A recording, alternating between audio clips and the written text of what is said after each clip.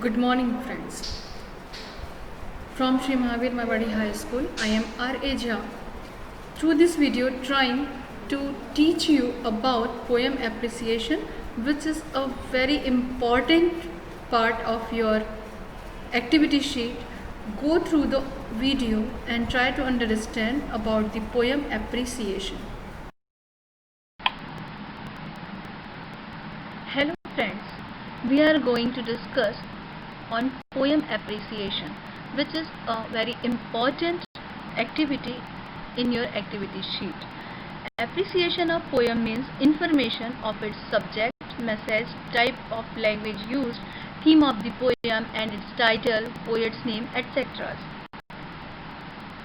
The appreciation of poem is filled into a table which includes title, poet's name, theme and central idea, rhyming scheme, figure of speech and special features. Let's start with the title. Like our name, each and every written material has its own title or heading which is listed into the content list. Poems begin with their own titles. Under this heading, we need to write this title. For example, Teenager's Prayer, Basket Full of Moonlight, etc. Second is name of the poet.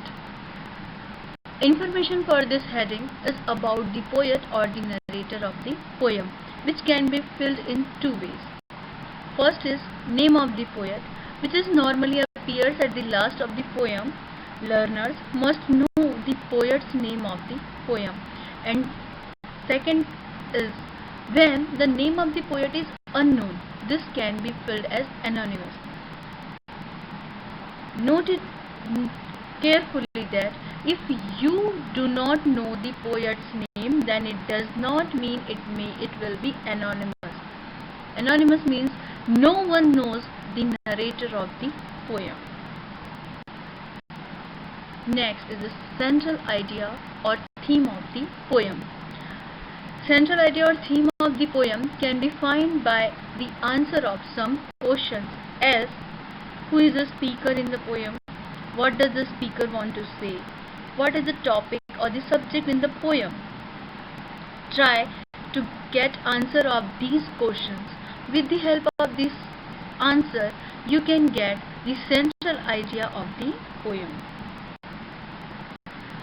Thereafter comes rhyming scheme. Rhyming scheme of the poem is its pattern of rhyming words which are at the end of every line. It also can be filled in two ways. First is when there is rhyming scheme. To get the rhyming scheme, you have to observe the last word of each line. Thereafter, see whether they are rhyming words or not. Mark these words by A or B or C or D. Rhyming words must be marked same as A, B, etc. Thereafter, you have to arrange them in a proper sequence as they are in the poem.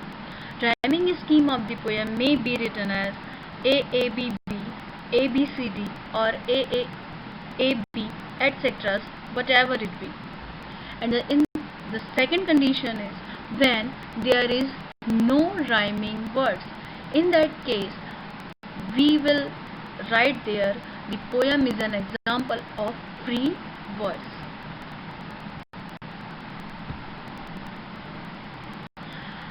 There comes figure of speech. Figure of speech is that poetic device which is used to enhance the beauty of poem. In other words, to make the words or expressions more effective, poets use various kind of literary patterns.